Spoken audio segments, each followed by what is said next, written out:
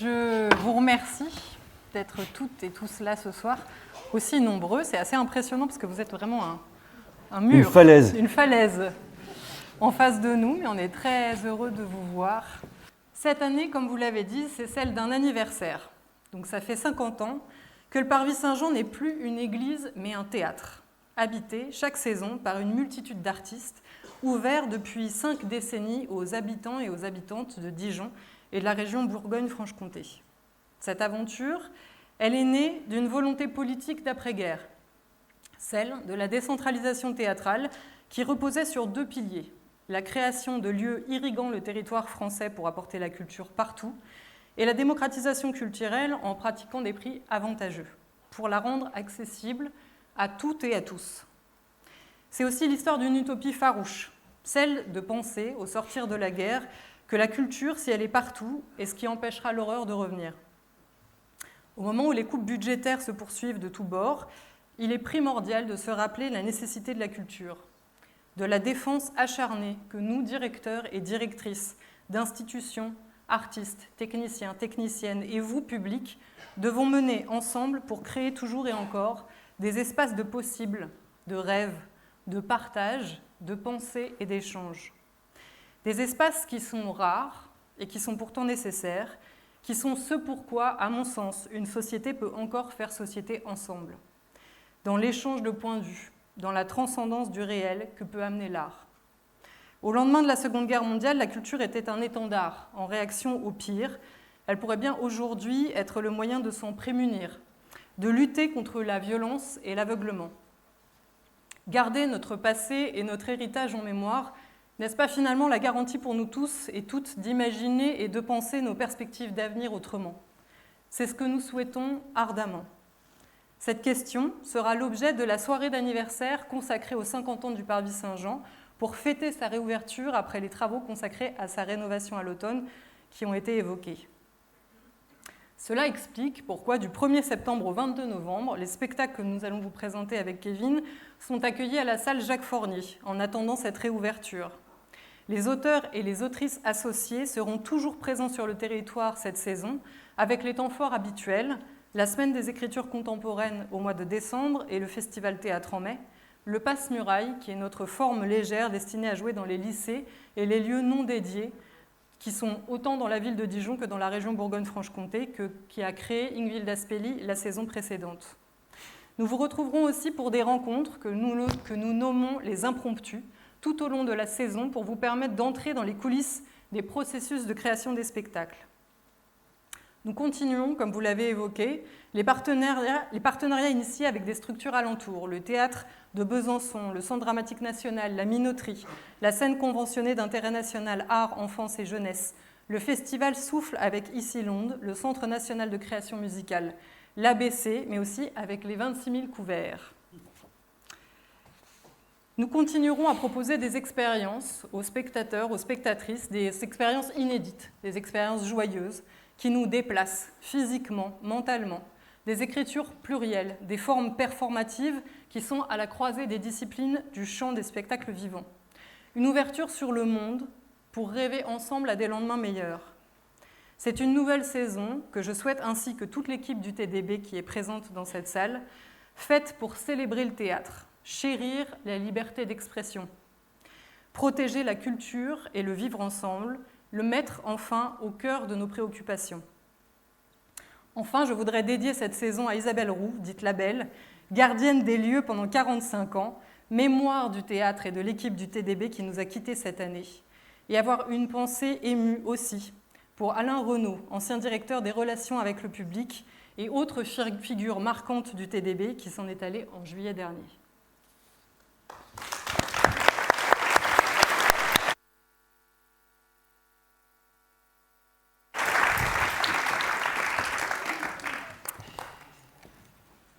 Pour commencer cette saison, j'ai souhaité partager avec vous un petit texte écrit par moi,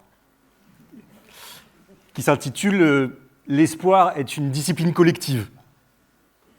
Se détourner, se réparer, être différent, sortir du chemin, avoir les pattes agiles des chevreuils, la propulsion des guépards et bondir, s'enfoncer dans la végétation, toucher le tronc des arbres, retrouver nos mains de singe et s'élever de branche en branche, disparaître dans les forêts profondes, dans les canopées inaccessibles, se laisser pousser des ailes de grues couronnées, de sternes arctiques, invoquer la fougue des hirondelles et se propulser le plus loin possible.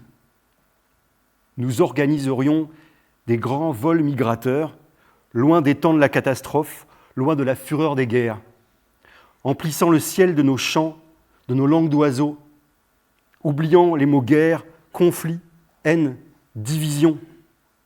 Nous partirions à tire-d'aile, loin des enclaves tracées, frontières, zones de conflit. Toujours plus haut, nous sortirions de l'accélération du temps, retrouvant les courants ascendants et descendants, jouissant de la liberté de nos ailes, ne faisant qu'un avec les éléments célestes, bâtissant des cités nouvelles, radieuses, heureuses, libres. Lancer notre imagination comme un sortilège pour contraindre chacune de nos cellules, chacun des muscles de notre corps à l'espoir. Se répéter que l'espoir est une discipline solitaire et une discipline collective. Dans les salles de théâtre, se rassembler pour espérer ensemble, s'émouvoir, trembler, douter, convoquer la joie du divertissement. Se divertir, ça veut dire se détourner, se modifier. C'est rire aussi de nous, du monde, revendiquer l'amour et l'humour comme une affirmation, une déclaration de dignité. Merci.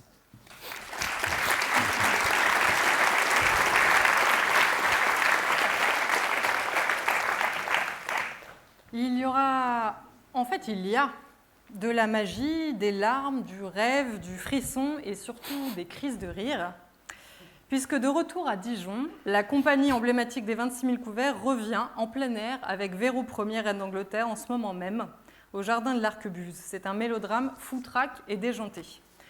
Dialogue grandiloquent, mise en scène outrancière, coups de théâtre en cascade, toutes les folies sont bonnes pour raconter l'extraordinaire destin de Véro. Jeune femme au cœur pur, qui n'espérait rien et se retrouve au terme de rebondissements insensés, reine d'Angleterre. Ils sont 4 comédiens, 5 musiciens, manipulateurs, techniciens pour faire vivre cette farce insolente et extravagante. Avec cette fable à la poésie abrasive, les 26 000 reviennent à leurs fondamentaux. Jouer dehors, même s'il fait un petit peu froid en ce moment, prenez des pulls, nous en mettre plein la vue et nous accueillir avec intermèdes musicaux, buvettes et vente de barbe à papa. C'est au Jardin de l'Arquebuse et c'est un projet qui est partagé avec les 26 000 couverts et la ville de Dijon. Katie Mitchell, qui est une grande figure du théâtre anglais, a créé un concept dans une mouvance qu'elle cherche la plus écologique possible pour les prochains projets de mise en scène faits par les metteurs en scène autour du monde. Elle a créé ce concept autour d'une pièce pour les vivants et les vivantes en temps d'extinction. C'est une commande d'un monologue qui a été fait à Miranda Rose Hall, qui raconte l'apparition du vivant sur Terre et l'extinction de masse en cours.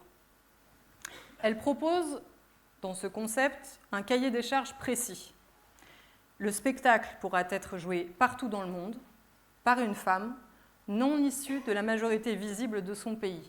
C'est-à-dire qu'elle a fait comme un cahier des charges de la mise en scène, et que maintenant, cette mise en scène, elle la donne à d'autres metteurs en scène de par le monde. Il ne devra pas être relié au réseau électrique. Il devra émettre le moins de carbone possible. Après avoir écrit sur l'histoire de nos origines dans Néandertal, David Jesselson a répondu à l'invitation qui a été faite par le théâtre de la MC 93 à Paris, enfin dans le 93. Il traduit le monologue de Miranda Rose Hall en français et endosse les contraintes qui ont été posées par Katie Mitchell pour raconter, sans didactisme, le passé et la crise de la biodiversité actuelle. Il invente une soirée de partage lumineuse pour un regard lucide sur l'avenir qui croit en la possibilité de déjouer la catastrophe et de faire entrer la lumière du vivant parmi nous. C'est une veillée douce et poétique, comme un temps suspendu. Déesse, je me maquille pour ne pas pleurer. C'est un spectacle à la fois conçu et interprété par l'autrice Héloïse Desrivières, que certains d'entre vous ont pu découvrir lors de la Semaine des écritures théâtrales contemporaines, la saison dernière. Héloïse est une autrice dijonnaise associée au Nouveau Théâtre de Besançon, et c'est en partenariat avec le CDN de Besançon que nous vous proposons ce spectacle. Une navette spéciale sera affrétée pour l'occasion. Héloïse prend sa vie de jeune maman célibataire comme point de départ de sa fiction, et dans la pièce, elle incarne une infirmière qui, pour contrer la précarité, devient influenceuse. Elle partage avec ses abonnés, donc les spectateuristes du spectacle, ses secrets, à la fois ses secrets beauté et ses secrets intimes, complexes, douloureux parfois. Et elle questionne la maternité, son corps, son désir. C'est vraiment un texte magnifique, à la fois poétique, plein d'humour. C'est vraiment une écriture ciselée et une cérémonie émancipatrice à laquelle vous êtes conviés. Le texte est publié aux éditions théâtrales et il sera en vente à la librairie du TDB. Ma République et moi, c'est un texte et une mise en scène de Issam Rachid Arad qui reprend pour point de départ ce qui s'est passé le 11 octobre 2019 ici, lors d'une séance du Conseil régional de Bourgogne-Franche-Comté. Un élu du Rassemblement national a pris violemment à partie une femme voilée qui était venue accompagner la classe de son fils à une journée de sensibilisation aux valeurs de la République. Cet événement a été un choc pour Issam, qui lui rappelle sa propre enfance et lui permet de relire les violences traversées. Il a décidé de rendre un hommage tendre et plein d'humour à sa mère, comme pour réparer ses violences. Seul en scène, sur un plateau quasi nu, seulement un fauteuil rouge et un poste de radio, il a dressé le décor imaginaire d'un HLM de périphérie de Cognac. C'est chez sa mère qu'il nous reçoit, avec du thé et des gâteaux. Il nous raconte leur vie, à lui, comédien, à elle, cuisinière dans un hôpital. L'arrivée de ses parents du Maroc, leur double culture, son éducation, ses rêves. Il navigue avec légèreté dans les souvenirs d'enfance, avant de glisser avec simplicité dans la peau de sa mère.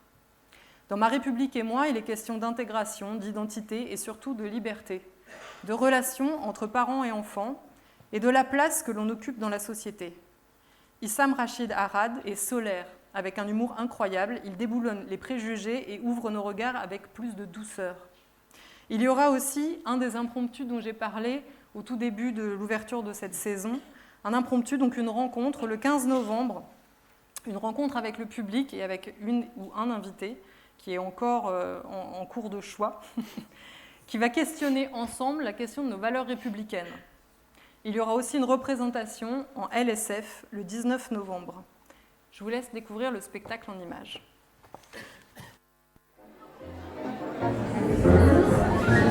Il y a un truc qui est très important pour ma mère, c'est l'accueil. Alors, marhaba bikoum. Voilà. Marhaba bikoum à tous. Vous savez ce que ça veut dire au moins, marhaba bikoum ? Bienvenue, voilà, bienvenue. D'ailleurs, à ce propos, est-ce qu'il y a des gens qui parlent arabe pour traduire, parce qu'il y aura beaucoup d'arabe dans le spectacle ? Enfin, je veux dire de langue arabe, hein, rassurez-vous, pas beaucoup d'arabe. Et moi, on me demande souvent, Issam, d'où tu viens ? Bah, moi, je dis que je suis charentais. On me dit non, mais avant. Mais je dis avant quoi ? On me dit avant d'être charentais. Bah, moi, je dis que avant, j'étais pas né. Quand j'écoute ça, moi, je revois ma mère en robe à paillettes rouges. Quand j'étais petit, elle dansait comme une déesse au milieu du salon et moi j'avais l'impression d'avoir Dalida en vrai devant moi. Hein. Dans ma chambre d'enfant, je priais pour avoir une autre mère. Une mère habillée normale, bien, les cheveux raides, blonds, châtain clair à la rigueur avec une jupe, des collants, des talons. Vous savez, une mère là, comme dans les pubs à la télé, les familles ils jouent ensemble, ils sont trop heureux là. Moi j'ai caché ma mère avec cette petite culpabilité typique des enfants qui ont honte de leurs parents. T'as des quoi ? Ça coupe. J'ai rien dit maman, mais pourquoi t'appelles ? Je suis au travail là, je suis pas tout seul. Il y a un peu de monde ? Ah bah ouais, c'est blindé non ? T'arrives à gagner ta vie en racontant les miennes ? Hein ? Eh maman ? Quoi ? Je t'aime. Je crois que vous l'aurez compris, le TDB a 50 ans. C'est la 4e fois qu'on le dit. Donc, au TDB, on va fêter ces 50 ans d'installation du théâtre au Parvis Saint-Jean. Cette fête sera l'occasion pour vous, public, de découvrir les travaux de rénovation du hall du Parvis qui ont été lancés conjointement entre le Théâtre Dijon-Bourgogne, la DRAC et la ville de Dijon, que je remercie infiniment ici ce soir. pour toujours vous accueillir dans de meilleures conditions et aussi faire rayonner ce lieu emblématique. 50 ans que cette église est devenue un théâtre au cœur de Dijon. 50 ans à se raconter des histoires, à partager le présent, à intensifier nos existences en recréant une communauté éphémère, celle du public, des artistes, de l'équipe du théâtre, tous vivants et vivantes ensemble. 50 ans à faire résonner les mots des chefs-d'œuvre d'hier et aussi faire entendre ceux de demain, ardents, brûlants, tremblants. 50 ans à vivre au rythme des levées de rideaux, de l'accueil des équipes artistiques, des répétitions, des créations, des premières, des dernières représentations. 50 ans ensemble à applaudir, à vibrer, à débattre, à rire, parfois à pleurer, à rêver, à tenter de faire, refaire, défaire le monde, à y parvenir parfois. 50 ans d'une histoire de théâtre, d'utopie de la décentralisation d'après-guerre, 50 ans d'un rêve de culture, d'une exception culturelle, 50 ans d'une affirmation sans rémission, que la culture est pour toutes et tous un bien commun, un poumon, une lumière dans les temps obscurs, et ce que l'on souhaite, un foyer.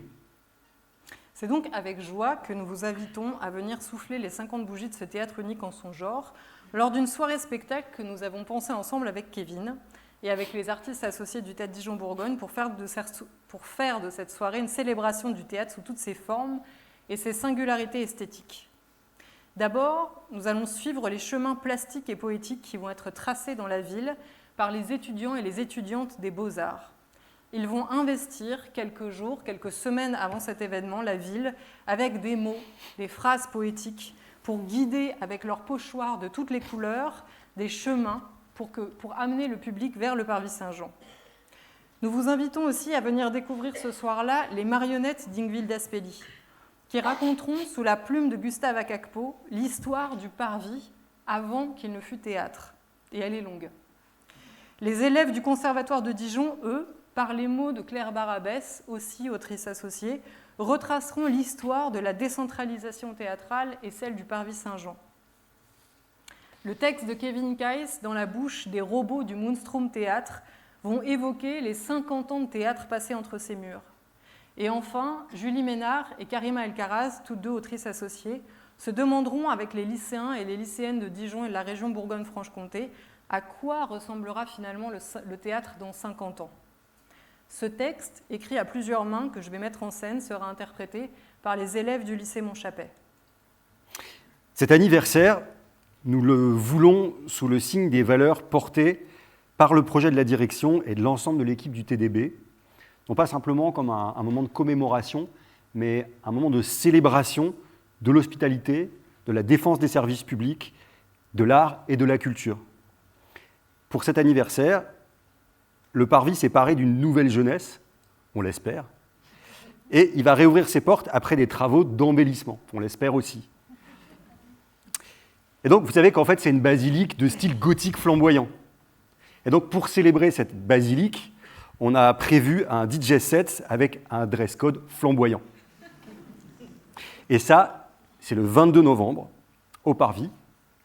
Et l'ouverture de la billetterie ne se fera que le 4 novembre pour cet événement. Les jours de mon abandon, c'est un texte d'après le roman d'Elena Ferrante.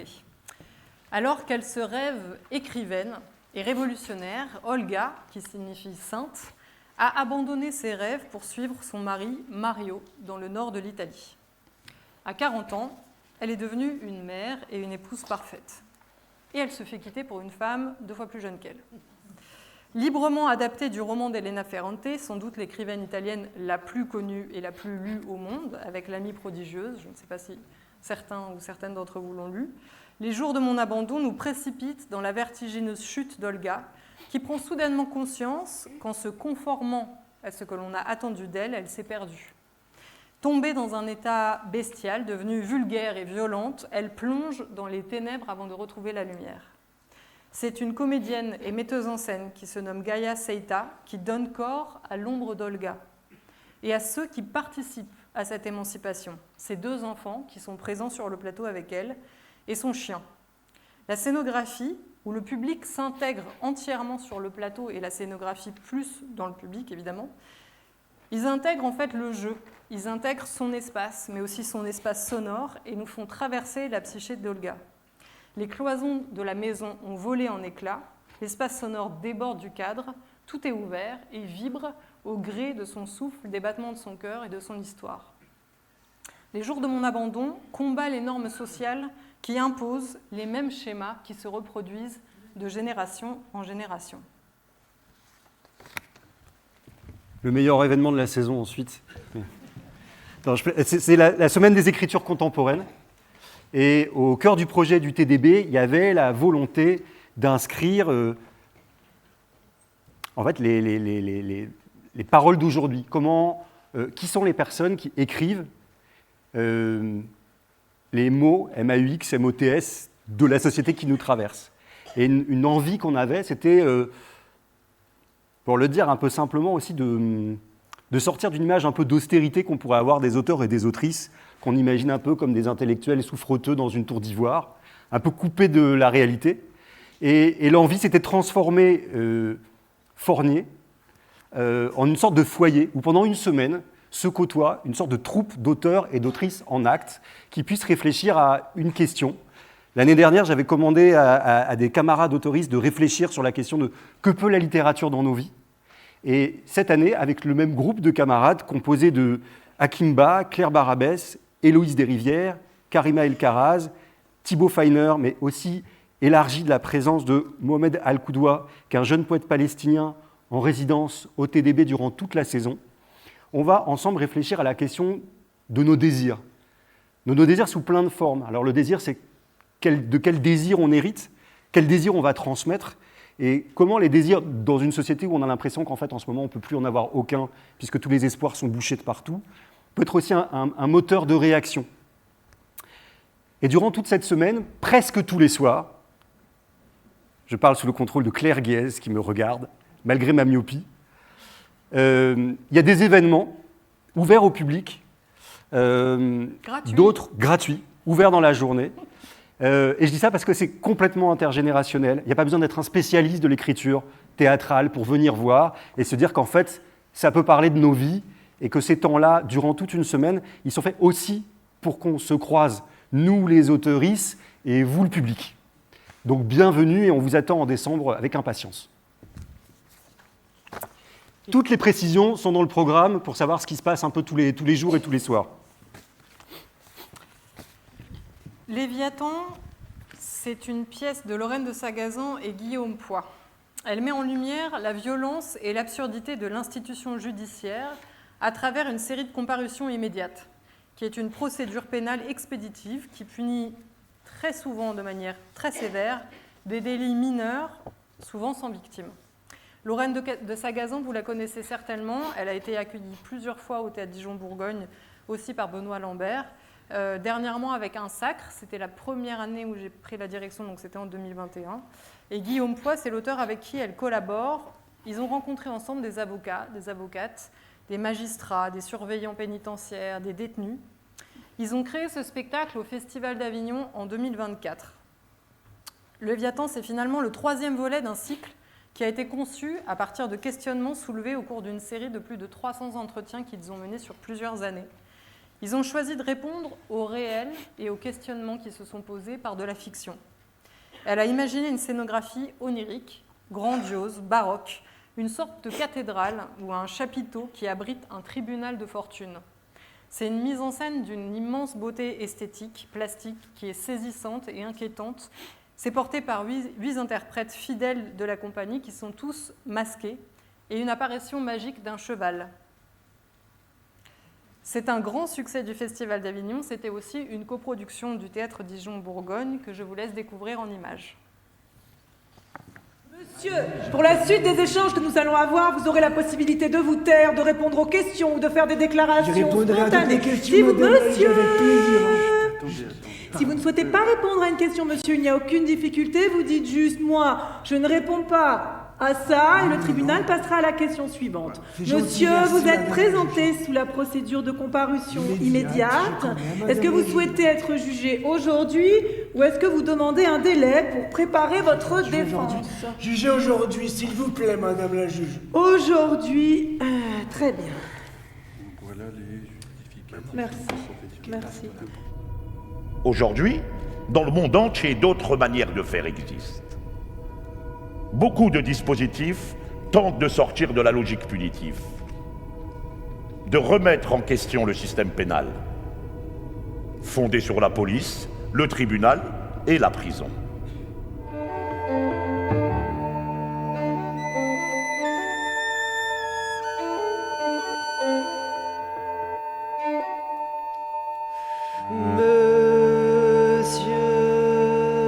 Reconnaît quasiment tous les faits qui lui sont reprochés. Il nie en revanche avoir proféré des menaces de mort à l'encontre des fonctionnaires de police. Créditons-le. Pourquoi nierait-il les menaces et pas les insultes? Ça ne fait pas sens. J'ai par ailleurs une première difficulté, j'ai du mal à comprendre. On a parlé de menaces de mort, sauf que ce que j'entends moi, ce sont un maxima des propos qui relèveraient pour moi de l'article 322-13, des menaces de dégradation donc, et non pas des menaces de mort. Brûler ton établissement ne veut pas dire te brûler. Ce n'est pas la même chose et la différence est de taille. C'est à la suite de cet enlèvement, de cette non-représentation qu'on vous a retiré la garde? Alors? Hein? Qu'est-ce qui s'est passé? Madame? Maître? C'est en effet l'ex-conjoint de madame qui a obtenu la garde exclusive de leur fille depuis environ 1 an. Alors, j'attire votre attention sur le fait que c'est un dossier un petit peu complexe. La fille de madame a accusé de manière constante et répétée son père de violences physiques et d'agressions sexuelles. Il y a eu un dépôt de plainte qui a été classé sans suite.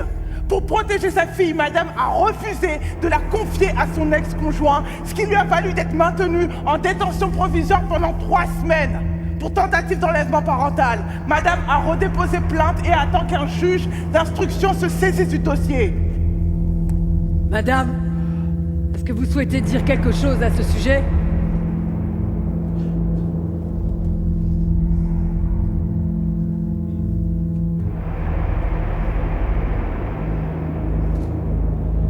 Il la viole.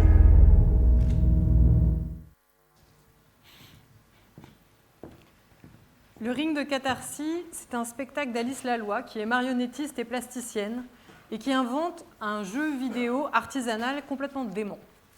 Il y a sur le plateau 2 joueurs, qui sont prêts à tout pour gagner. Ils se défient par le biais d'avatars en chair et en os qu'ils manipulent au cours de 4 manches, dont les règles sont fixées par des objets qui tombent sur le ring. Chacun est à sa place. Les uns chantent, d'autres s'affrontent, des supporters et des supportrices acclament sur commande. La violence va crescendo sous le regard de la diva chef d'orchestre qui est cette étrange figure de Catharsis, jusqu'à ce qu'un grain de sable vienne dérégler cette machine bien huilée. C'est un spectacle entre théâtre d'objets, jeux, chorégraphie, chant.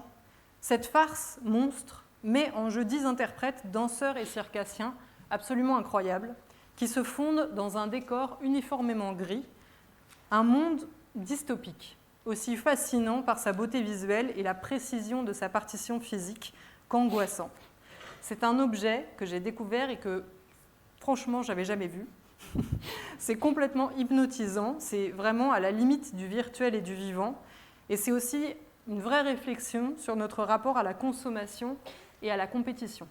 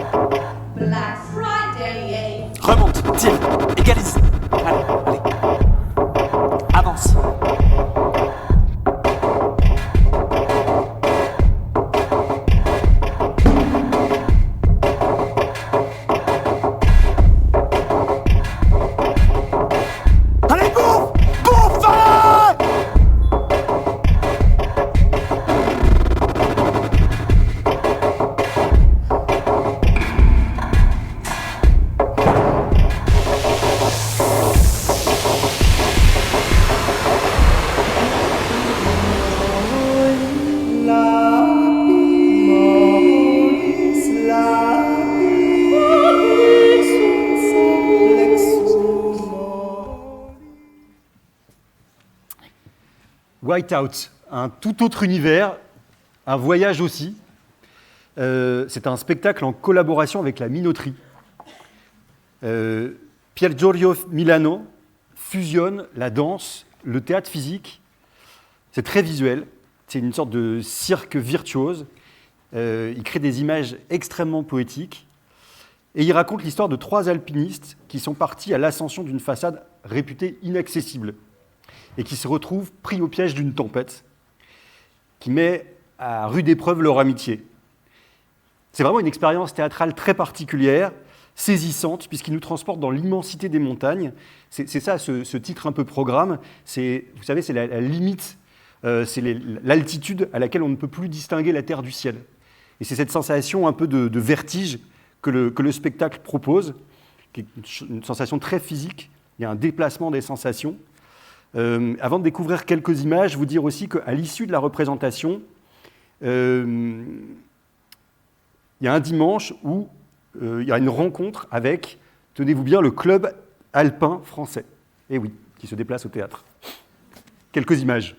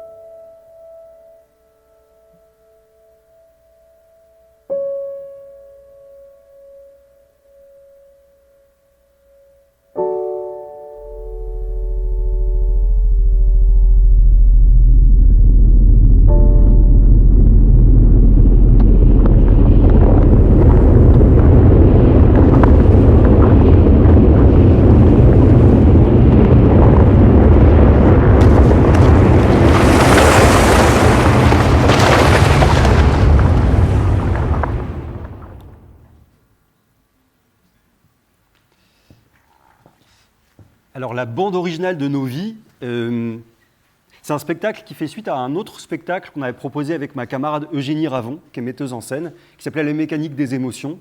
Je dis on parce que j'écris. Et c'est un spectacle qui, la mécanique des émotions, questionnait notre rapport aux émotions. Et dans ce second volet, on poursuit cette réflexion sur la façon dont nos émotions nous façonnent. On a l'impression que nos émotions, c'est la chose la plus intime qu'on pourrait avoir. Et en même temps, en les décortiquant, on se rend compte qu'on est aussi conditionné, structuré, à avoir des fois les mêmes émotions pour les mêmes choses. Et on a déplacé notre champ d'investigation vers la musique, en se demandant comment les boîtes noires que nous sommes réagissent à tout ce qui nous a petit à petit constitués, depuis les premières mélodies de l'enfance jusqu'aux tubes qu'on connaît par cœur et qui sont des choses qu'on partage collectivement, mais aussi nos différentes langues maternelles. Et pour travailler sur ce sujet éminemment puissant, on a réuni 5 interprètes qui ont entre 30 et 70 ans, 5 femmes qui viennent de milieux sociaux, culturels, de langues différentes. Et entre le breton, l'arabe, le français, on reconstitue nos géographies intimes et ça nous permet aussi de questionner la France d'aujourd'hui. Et à travers ça, les grandes figures de la variété qui nous permettent des puissances d'émancipation. Les Dalida, les Kalsoum ou les Maria Callas. Il y a un impromptu aussi. Et, merci Maëlle, il y a un impromptu karaoké. À l'issue d'une des représentations, l'équipe de la bande originale propose une soirée karaoké où vous pourrez défier l'équipe à base des meilleurs classiques de la variété. Ce qui nous reste, c'est une collaboration avec Ici Londe. La musicienne électroacoustique Anne-Julie Rollet et la vocaliste et performeuse Anne-Laure Pigache poursuivent leur exploration du son émis par la radio sur les fréquences de la bande FM. C'est vivant et imprévisible. Elles constituent ensemble une richesse qui devient la matière sensible de leur spectacle. Ce qui nous reste est créé dans le cadre du festival Souffle à Issy-Londe, Centre national de création musicale. Au milieu d'un plateau qui est peuplé de transistors aux couleurs sonores hétéroclites, elles expérimentent de manière ludique ce que peut le son. Elles sont accompagnées par Carla Pallone, qui est violoniste, compositrice et aussi la danseuse et chorégraphe Marie Cambois. Elles jouent à déplacer les éléments, à créer des interférences ou des larcènes sauvages, à modifier les fréquences. L'espace sonore est modifié. Ils composent ensemble une partition unique dans laquelle les champs électromagnétiques sont bousculés par la présence des corps au plateau. C'est un orchestre à faire sonner dans lequel cohabitent violon acoustique, lutherie électronique, voix parlée, pour poser ensemble une question commune: comment habite-t-on l'absence ? Ce sera retrouvé au Parvis Saint-Jean et c'est une création avec ce partenariat avec le festival Souffle et Isilonde. Gaviota, c'est el nombre de la mouette en espagnol. Anton Tchekhov résume ainsi la pièce La Mouette. C'est une comédie avec 3 rôles de femmes et 6 rôles d'hommes. Il y a 4 actes, un paysage, la vue sur le lac, beaucoup de discours sur la littérature, peu d'action et 5 tonnes d'amour. Que peut nous dire aujourd'hui cette pièce mythique ? Comment peut-on aujourd'hui la déconstruire et la reconstruire ? Le metteur en scène argentin Guillermo Cacas a continué avec cette expérience son exploration de l'auteur russe en installant cette fois le public dans un nouveau dispositif. Il met à la même table acteurs, dans le cas présent actrices, et public pour partager la mouette ensemble en espagnol avec ses comédiennes argentines. Le désenchantement tchécovien est bien là. Il y a celui de Nina qui se rêve actrice, de Constantin qui l'aime et qui la perd, celui de l'écrivain Trigorine, la jalousie d'Irina. Mais c'est Macha qui travaille au domaine de Sorine, qui est habituellement relégué comme un personnage secondaire, qui sera ici au cœur de l'histoire et qui change notre regard sur la pièce. Nous aurons aussi le plaisir d'accueillir, comme chaque saison, les 6 minutes du Conservatoire. C'est une performance dont nous faisons la commande aux élèves du 3e cycle du COP du Conservatoire à rayonnement régional de Dijon. Ils vont venir donc, avant la représentation du mardi 24, faire cette performance autour de la mouette. Et je vous laisse découvrir Gaviota con las imágenes.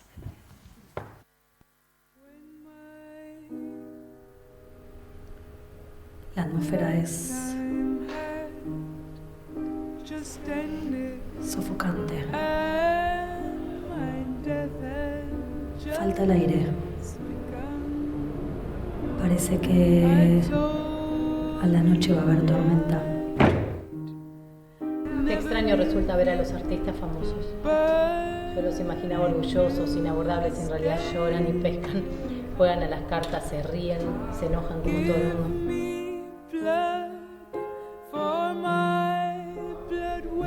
Perdón. Por favor, te estoy pidiendo yo que los saludes, nada más que los saludes.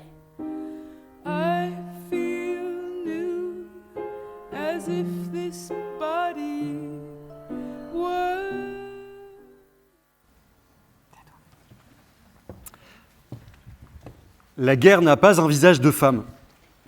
C'est le titre du premier texte d'une immense autrice et journaliste biélorusse, Svetlana Alexievitch, qui a été récompensée en 2015 par le prix Nobel pour l'immense qualité de sa littérature. Pendant plus de 7 ans, elle a enregistré des femmes qui ont pris les armes pour lutter contre les armées hitlériennes, la façon dont elles ont été oubliées de la plupart des discours officiels. Et elle vient briser 40 ans de mutisme en URSS. Venues des 4 coins de la Russie, d'anciennes combattantes se retrouvent dans l'intimité d'un appartement communautaire soviétique. L'action se passe en 1975. Et une journaliste est là, et elle vient recueillir leurs témoignages. Julie Deliquet, la metteuse en scène, adapte au plateau le parcours de 10 vies de femmes qui s'entrecroisent et qui livrent une autre histoire de la guerre, faite d'autres détails, qui s'intéressent à l'humain plutôt qu'aux faits militaires, au désir de vivre plutôt qu'aux grands événements. C'est une écriture chorale qui, en donnant l'impression que tout se passe en direct, interroge la place des êtres, des femmes, des enfants, des hommes, touchés également par les guerres d'aujourd'hui. Et il y aura un impromptu, une rencontre avec Julie Deliquet et Cécile Vessier, qui est docteur en sciences politiques et professeur en études russes, soviétiques et post-soviétiques. Et tout cela est organisé, alors il y a le spectacle est organisé dans le cadre du mois de l'égalité, et il y a une représentation en audio-description. Le papier peint jaune c'est un livre de Charlotte Perkins Gilman qu'a adapté Alix Rimmer.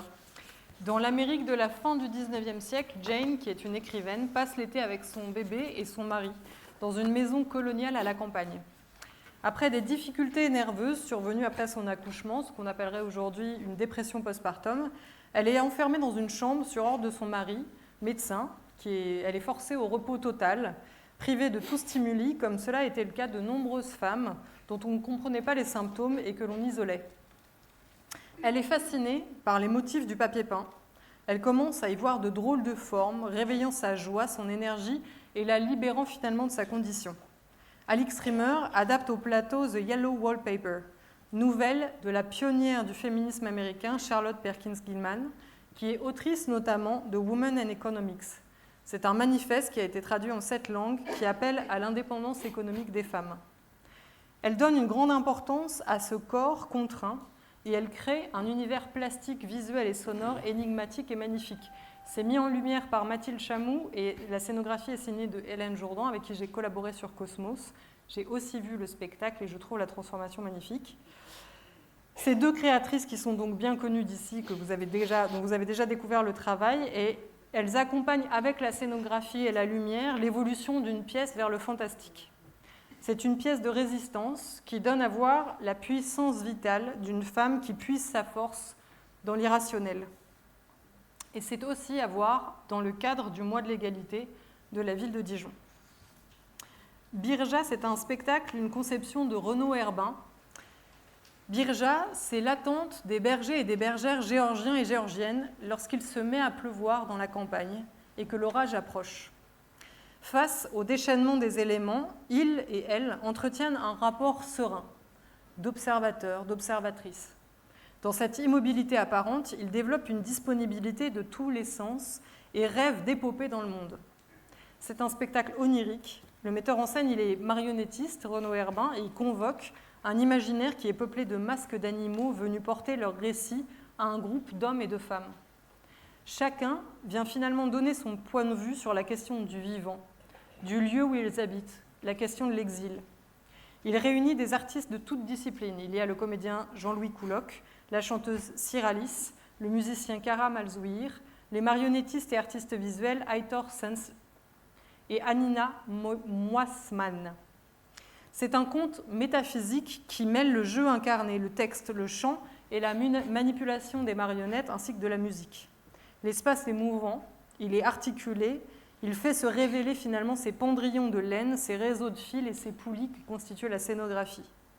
Birja construit une langue polyphonique qui parle du corps dans tous ses états et déborde avec fougue et rage vers l'extérieur. C'est un projet que nous présentons en partenariat avec l'ABC.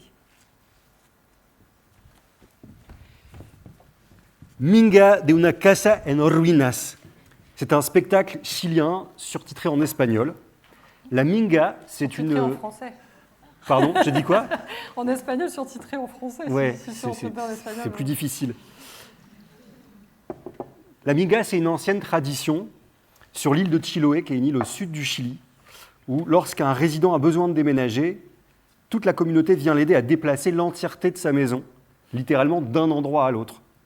Et c'est un spectacle performance créé à partir des 700 bardeaux d'une maison en ruine, où les artistes chiliens Ebana Garin Coronel et Luis Guenel Soto mènent une expérience intense. C'est vraiment une méditation sur l'art d'habiter la mémoire et d'habiter l'exil. Il y a quelques images. En el año 2019 encontramos una casa en ruinas en Chiloé. Cuando la encontramos, nos enamoramos de ella.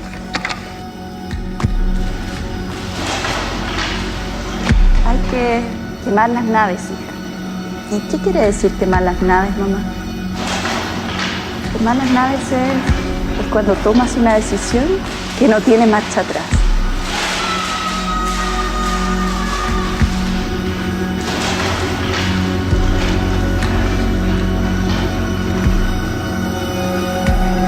Me encanta esta casa. Me gustaría llevármela. ¿Te gustaría irte de viaje con nosotras? ¿Conmigo y con la casa en ruinas?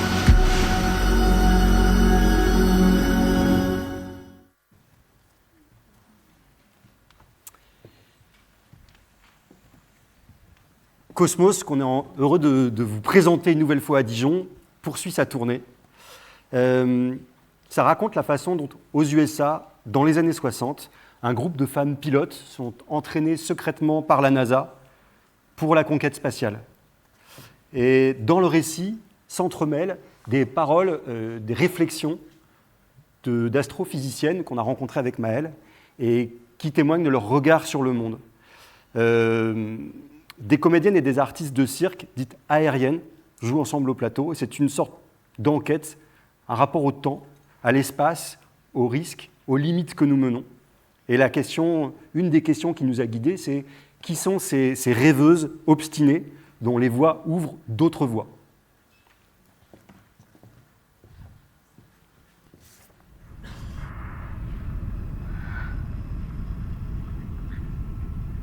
La première chose que je fais quand je rentre dans un espace, c'est regarder où je vais pouvoir me suspendre.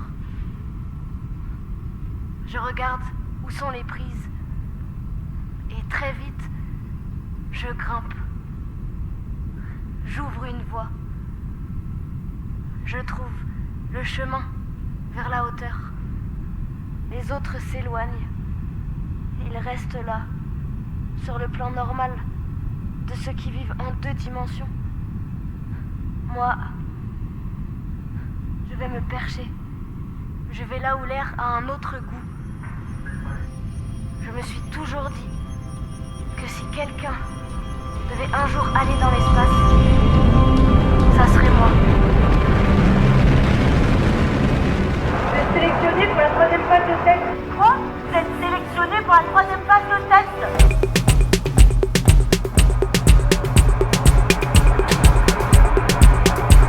On est à la toute fin des années 50 et si vous avez pas compris, on est toutes les 3 pilotes d'avion.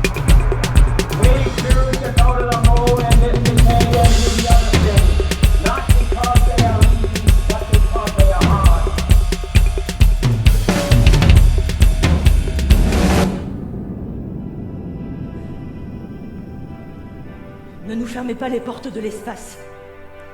Ne nous fermez pas les portes de l'histoire.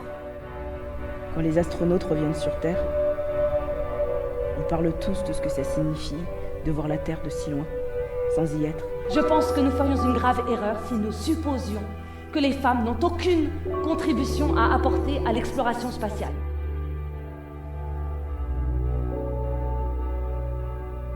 Ne sentez-vous pas, vous aussi, que quelque chose se passe ?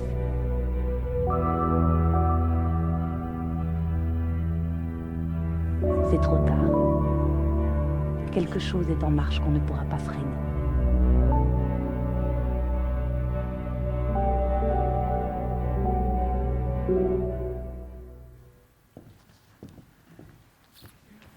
C'est un rendez-vous incontournable du mois de mai à Dijon, le Festival Théâtre en Mai, qui revient pour sa 36e édition. C'est un festival des écritures vivantes qui célèbre la scène contemporaine dans toute sa diversité. Création, forme hybride, internationale, regard émergent et envolé hors les murs qui s'invitent dans la ville de Dijon et l'espace public. C'est un temps fort, festif, engagé et ouvert sur le monde. Théâtre en Mai, c'est aussi ce moment de rencontre pour vous, public, pour les artistes, pour les spectateurs, pour les spectatrices, pour les professionnels qui passent aussi ici, voir et découvrir ces propositions qui sont portées par une énergie joyeusement collective. Je vous donne rendez-vous donc à toutes et à tous le lundi 30 mars pour découvrir ensemble la prochaine édition du Festival Théâtre en Mai et la billetterie sera ouverte dès le lendemain, le 31 mars.